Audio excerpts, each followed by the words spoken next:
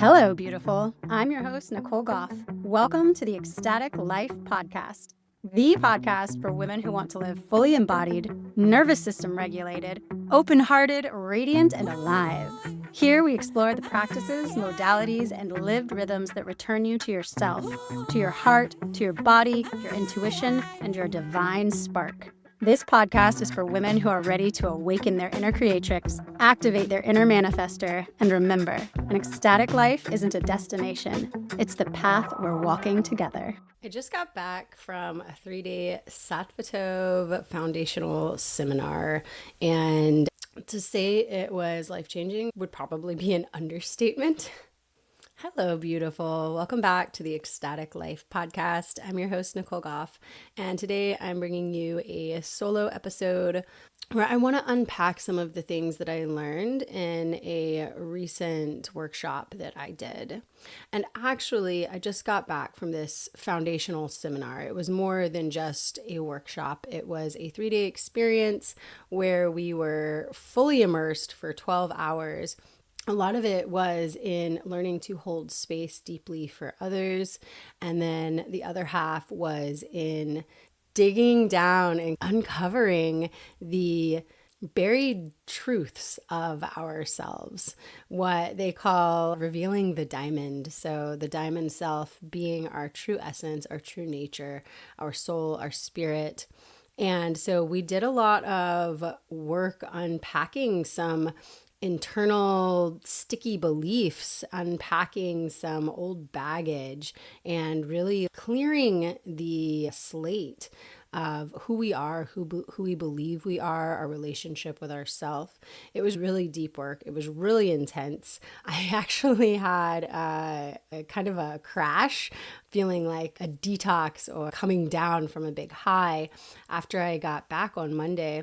I went through a period of transition. It was actually a bit difficult to come back from this 3-day experience, feeling so held and so seen, and then reintegration into my normal day-to-day life actually felt pretty heavy. It took a couple of days. It's Friday now when I'm recording this, and as of yesterday and today, feeling totally back to normal again, although I will be forever changed by it, to say the least. This definitely has opened me up in really big ways. But it took a couple of days. Monday and Tuesday, I was feeling hi kitty. I was feeling really not tethered to my body. I was having a hard time coming back into kind of the heaviness of reality, and full-time taking care of kids and working and relationship and just all the responsibilities after being in this container for 3 days where everything was curated so beautifully. And really, the program creates such a safe space. The container is so nourishing and curated in such a way that it held me through just really doing deep inner work. And so I wanted to come on here and just kind of unpack some of my takeaways, some of what I learned, and kind of take a dive a little bit into the principles of this approach, and also explore how I will be bringing these principles back into the work that I do. So we started off day 1 with really learning how to hold space for others, empathetic listening. And this is something that I had been exploring through nonviolent communication for many years. And I find that there's a lot of similarity between the Satvatove method and the nonviolent communication method. And so a lot of the listening skills that I have been trying to cultivate, that I have been cultivating, I am moving beyond the word trying. So there is no trying, there's only doing. And that is something that was talked about during that seminar as well. And also in my manifestation group with Jocelyn Dawn, we talk about that as well. I have been cultivating the ability to hold space for people for some years, especially really targeting this skill, really honing it in this past couple of years that I decided to pursue my coaching business and actually hold space for people as a career, as a coach. That's what you do, right? You create this container, you create this energy, you create this safe space for someone to process, and you are there deeply witnessing for them. And so what I found with Satvatove is that we took that holding space, that empathetic deep listening to the next level beyond what I had already learned.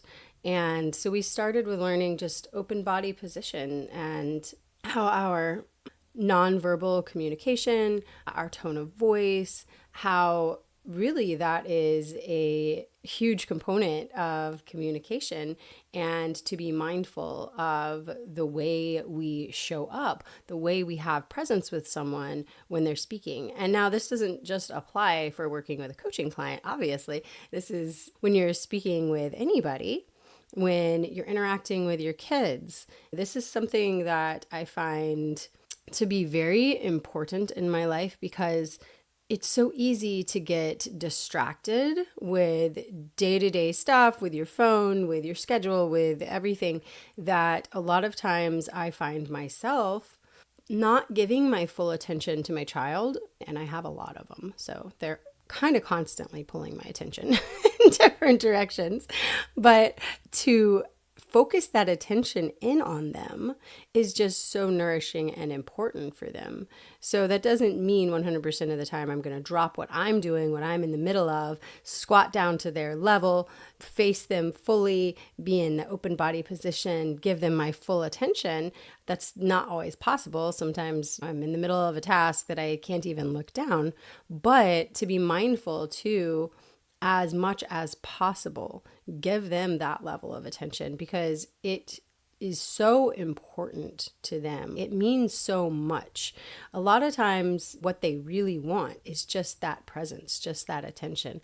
And especially if you're a working mom, or you have multiple kids like I do, or you're busy, sometimes we can get wrapped up in these things pulling us different directions, and we lose sight of that each individual child needs that attention from you, needs that piece of you, and it's such a gift to them. So we learned to deepen that ability, and in sometimes very difficult situations where someone that is workshopping with you had a very strong emotion, had something difficult that they were dealing with. And so learning to hold space for people when they are really processing things that could be very deep, very traumatic, that could bring up a lot of pain, or that they're very confused about. And so learning to hold that space for someone when they're in a really difficult time, versus what a lot of us tend to do, what I know sometimes I have done in the past and probably will again in the future, but I'm working on not doing this, is we come in, we either want to save the day, we want to make their feelings go away, make them all better, because we can't deal with our reaction. It doesn't feel comfortable in our bodies. When someone comes to us and they're deeply distressed, a lot of times we want that to go away so we don't have to deal with it. So we soothe, we give advice, we do these things. And not to say that's bad or wrong. We are well-meaning. If a friend comes to us and they've just experienced a breakup and they're having grief, and we're like, hey, it's going to be okay. You're better than that guy. You're going to move on and you're going to find somebody great. That is well-meaning. We love that person. We're trying to cheer them up. We're trying to give them hope for the future. We're trying to bring them out of that grief. But what I've learned, and especially through this seminar that I just did, is that really that is a disservice. That is like akin to emotional bypassing or spiritual bypassing. You're not allowing them to go through their full arc of emotions. You're not allowing them to naturally come to a conclusion about their experience, about how they feel, about what they can do. You're not allowing them to go through the experience and become empowered on the other side themselves or find deep understanding with themselves. You're actually cutting them off from that. And again, like I said, a lot of that is because we don't feel comfortable. We have an emotional reaction to their emotional expression, and we want to shut that down because we're like, ooh, this doesn't feel good to me. So learning to stay open and to receive that, especially when the feelings that are being expressed are uncomfortable. If someone is expressing shame or anger, a lot of times for the person on the receiving end, that can feel really bad in our own bodies or trigger us about past events, past things. And to be able to stay present for the other person's experience, to be able to hold that space for them is such a gift. And so for me, that was my main reason for wanting to go into this experience, into the Satvatove experience. And that was because I am wanting to more deeply cultivate my ability to hold space for my clients in a one-on-one setting, to be able to show up fully present without any of my own baggage, dropping that and showing up fully present and holding space for someone else's becoming, for someone else's realization, for someone else's growth, and allowing them that process and being a mirror and being there, yes, to show them spots that maybe they don't see, to show them things that to interpret and to channel and to give them messages that I feel in my heart are important for them to hear. But I know for me personally, I have had a tendency to speak too much, offer too much advice. And again, well-meaning. Oh, I see this hole here that you don't see. And let me show you, because if I just show you, then you're going to know and you're going to be able to grow and blossom. But that is a savior complex, right? I have witnessed that in myself in this last year doing coaching. I've witnessed that tendency come out. And so my biggest reason for joining this program was so that I could work on that. And I will say I did in a deep way, and it was magical, and I am so proud of myself. But there was this whole other side of it, the benefits that I got from the exploration of self. That part, I knew that was an aspect of it, but how deep I went there really surprised me. And truly, you can't be, or it is very hard to be, a supportive, space holding coach or facilitator, or even as a wife or a mother or a friend. It is more difficult to be in that role if you've got all your own junk that you're dealing with, right? And so the other half of that is the work that you are doing on yourself, with yourself, uncovering the diamond, clearing away all the junk, all the debris that's built up for your entire life. Since the womb, we are affected.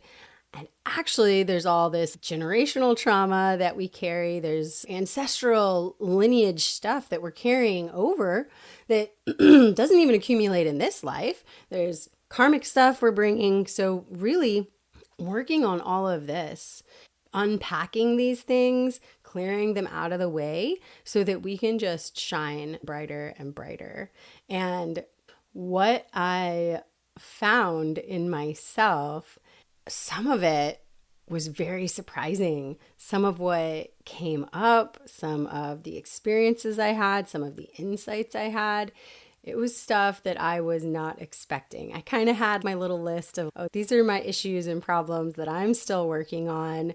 And I expected I'm going to unpack. My money issues was one that I figured I would be working on. I have talked about that on this podcast before, that I have a bit of a grungy relationship with money tied into my self-worth, and the idea that rich people are bad and money is bad, money is the root of all evil, all of this. I've had to work this past year unpacking a lot of that, because it was actually preventing me from charging for my services.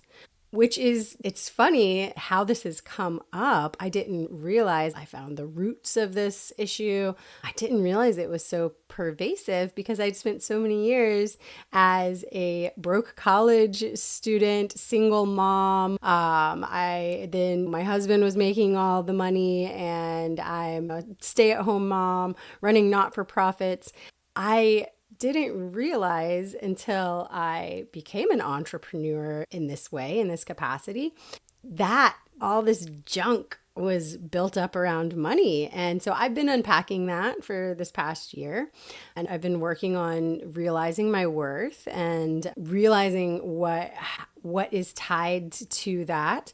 So that was something I had expected to work on. Relationship stuff. There was still some grungy stuff in my relationship that I was expecting to work on.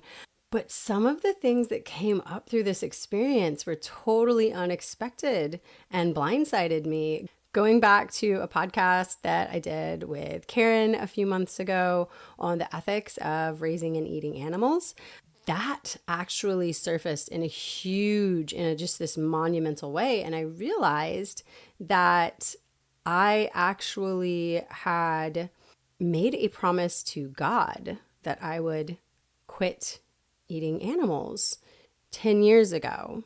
And it's unbelievable, but this memory surfaced and bubbled up in me as we were doing a guided meditation exercise, and it hit me like a ton of bricks. This was something that I never expected to have come up. And as I talked about on those podcasts, and I've talked about, I think, other times on this podcast, I've struggled with the ethics of eating animals, the ethics of taking life. And I've gone extreme to the end of doing carnivore diet I did 9-day all carnivore stint. And I've gone to the extreme of doing raw vegan.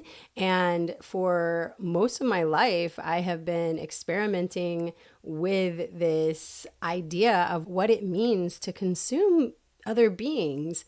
And honestly, I knew that this was an ethical, moral dilemma for me, but I didn't realize how deep it went.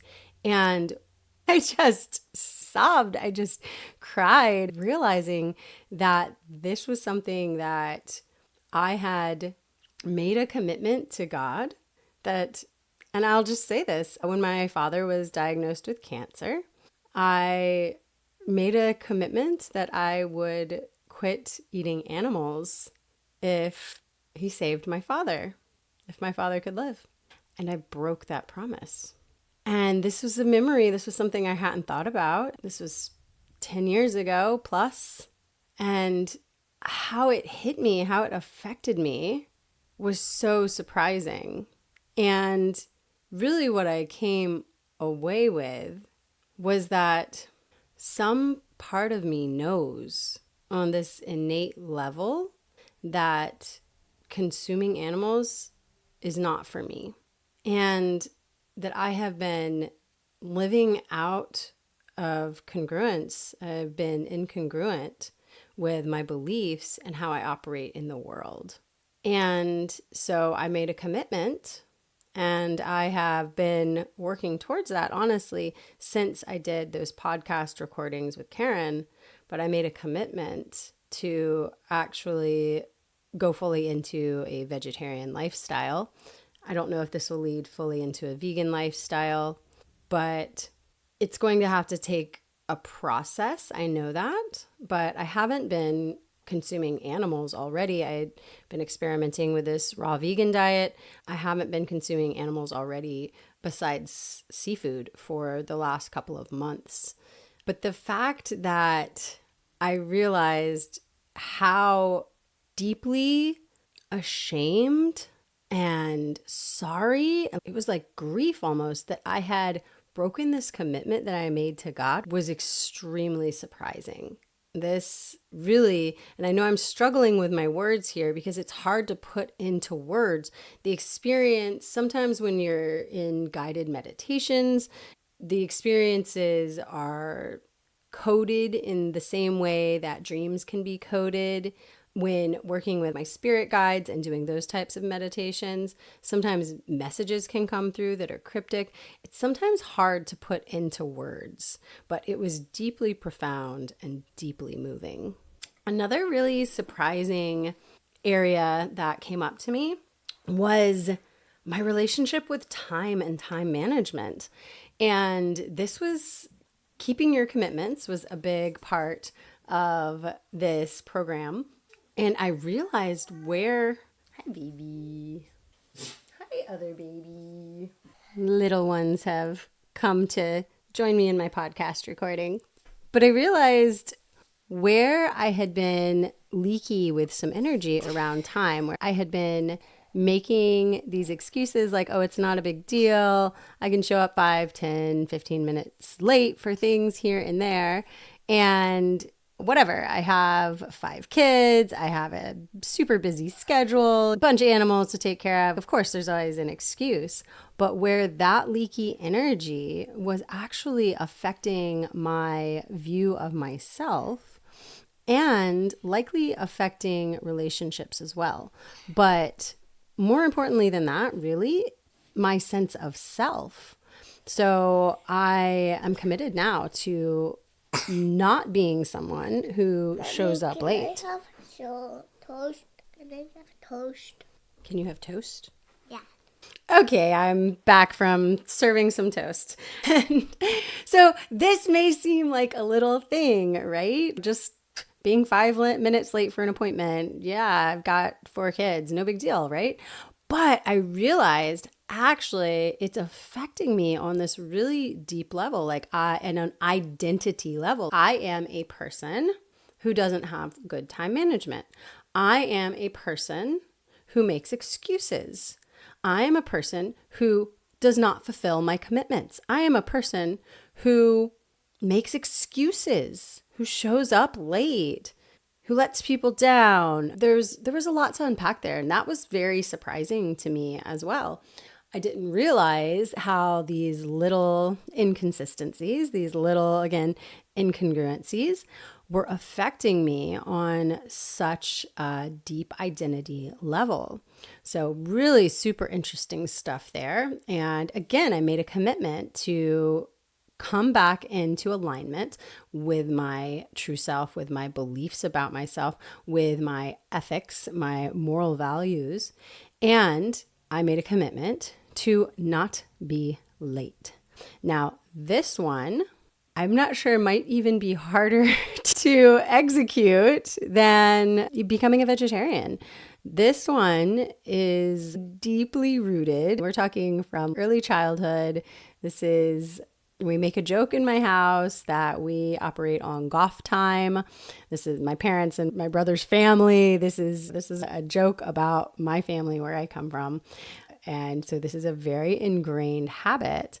And this actually caused me a lot of shame and guilt as a teenager. So when I first started going out places by myself, started making my own decisions more, got my first jobs, got my first car, I would make commitments to be home at a certain time. And I inevitably would always push it. Sometimes I would push it a little bit.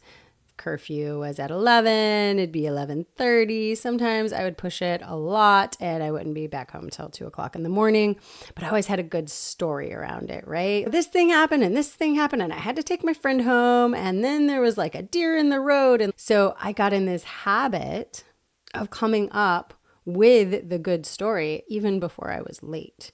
So I, again, was really surprised how deep that was. In this commitment made to show up on time for our workshop sessions, I realized that going back to childhood, I have this bad habit. And it, again, more than a bad habit, this is an identity thing, this piece of identity wrapped up around making excuses for being late to something. And I'm done with that. Dropping that. That is an old habit, an old belief, an old identity that I am letting go. And so the ability to shine a light on this, on these habits, on these unconscious beliefs was really transformational.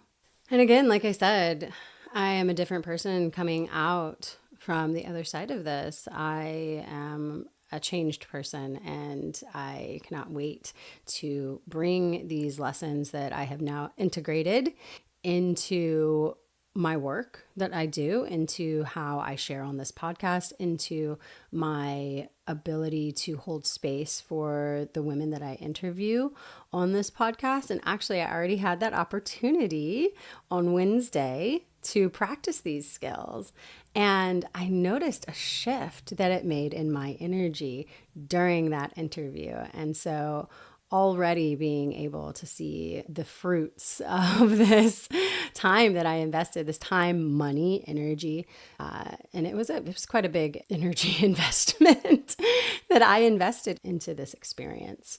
And I'm already signed up for their 7-day intensive. So I will be in July, staying for an entire week, doing even deeper work. And I knew when I went to their 3-hour free program, it was just a very small introductory program to these methods. I got a very clear message from God, source, universe, whatever word resonates with you. I got a very clear message that this is what you need. This is what you need to do, the next steps you need to take. And I followed it. I listened to it. And I was tested. I was tested to see if I was really committed. I was ready to sign up for both this foundational and the 7-day advanced at the same time. I was waiting on a payment link, and I got a call from my husband saying that he'd been in an accident and the amount of money he had to pay for the damages.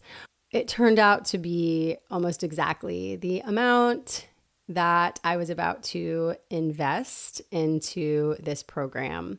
And it really wasn't, the money wasn't coming from somewhere else. There wasn't the extra money to pay for this.